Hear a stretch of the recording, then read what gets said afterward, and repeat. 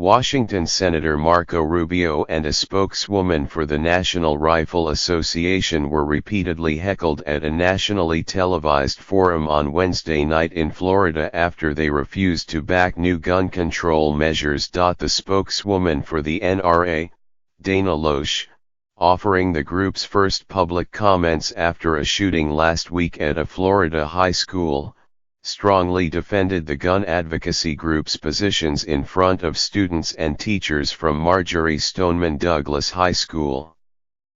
"People who are crazy should not be able to get firearms," she said, insisting that enforcement of mental health laws, not new gun restrictions, would prevent future massacres. Mr.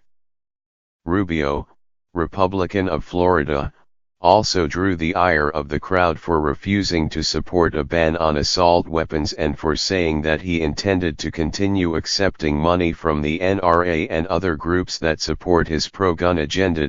Ms. Loesch and Mr. Rubio appeared during the 2-hour forum.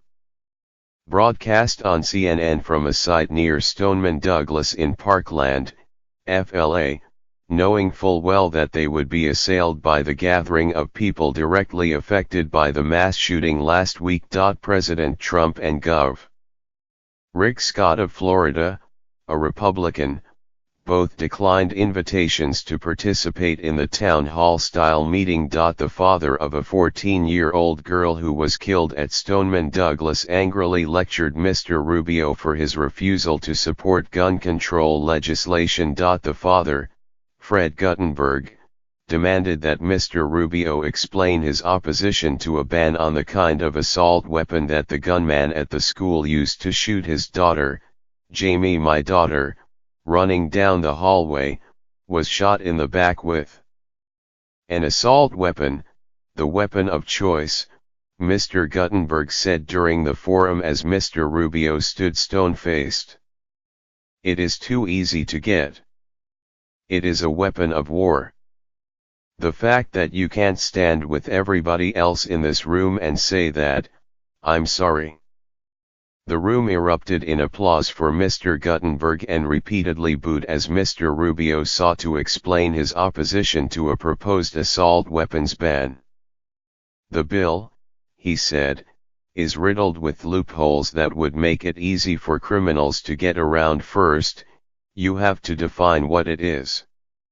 It basically bans 220 specific models of gun," Mr. Rubio said, prompting applause from the audience. He continued, saying that the bill also allows for 2,000 other types of guns that operate the same way but are not classified as assault weapons. Ms. Loesch repeatedly deflected questions about restrictions on the availability of guns, insisting instead that keeping guns out of the hands of the mentally ill or people with criminal records would keep students safe. "I don't believe that this insane monster should have ever been able to obtain a firearm, ever," Ms. Loesch told Emma Gonzalez, a senior at the high school. "None of us support people who are crazy, who are a danger to themselves, who are a danger to others, getting their hands on a firearm." But her answers prompted angry taunts from the audience.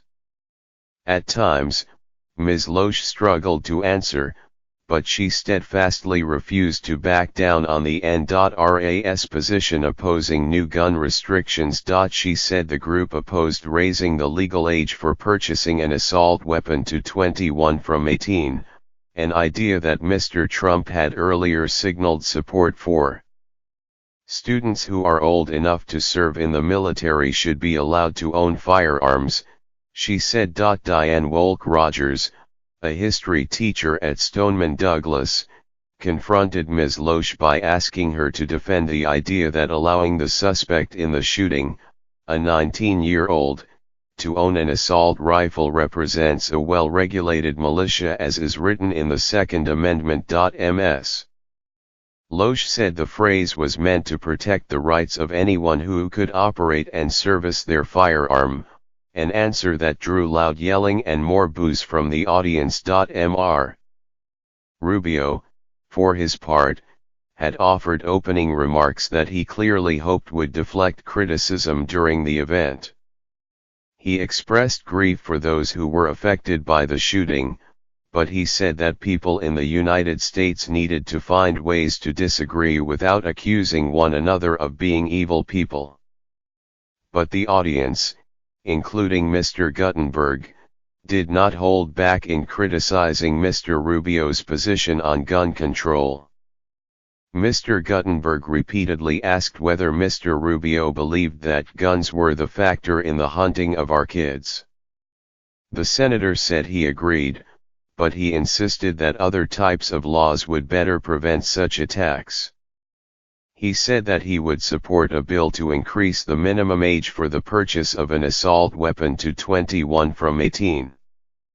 And he said that he backed improvements to background checks and a ban on so-called bump stocks, which can convert semi-automatic weapons to fire automatically. Students and teachers at the forum on Wednesday also had questions for Florida's other politicians, including 2 Democrats, Senator Bill Nelson and Representative Ted Deutsch. One young student talked about how her best friend was killed in front of her, and she asked Mr. Nelson about background checks, and how to improve them. Another student, whose brother died in the shooting, bluntly said to Mr. Deutsch that my friends and I are worried that we are going to be murdered in our classrooms.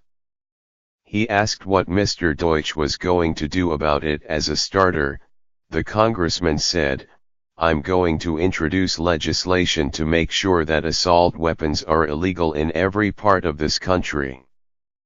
The audience burst into applause. But Mr. Rubio, who ran for president in 2016, was repeatedly challenged on his positions on gun control and his willingness to accept donations from the NRA. The issue of donations was raised by a junior at Stoneman Douglas who stood just feet from the senator and asked him whether he would renounce money from the gun advocacy group in the future. When Mr. Rubio refused, the audience booed loudly. "People buy into my agenda, and I do support the Second Amendment," Mr. Rubio said, repeatedly refusing to say he would stop accepting money from the group. The influence of these groups comes not from money, the influence comes from the millions of people who support the agenda. Mr. Deutsch at one point engaged in a brief debate with Mr. Rubio, saying that a gun allowing someone to fire off 150 rounds in 6 to 7 minutes should be banned. Later, Chris Grady, a student at the high school, thanked Mr. Rubio for appearing at the forum. "Unlike Mr. Trump and Mr. Scott, a lot more than can be said for our so-called president and governor," Mr. Grady told Mr. Rubio. "We need you and your colleagues on both sides to come together with us and find a compromise if we are ever to solve this epidemic." Mr. Grady asked the senator whether he supported legislation to limit high-capacity magazines that allow weapons to fire many bullets quickly. Mr. Rubio said that he had long opposed such legislation, but was now reconsidering that position. The senator said that there could be evidence from the Florida school shooting that suggested the gunman might have killed fewer people if he did not have high-capacity magazines. "It wouldn't have prevented the attack, but it would have made it less lethal," Mr. Rubio said.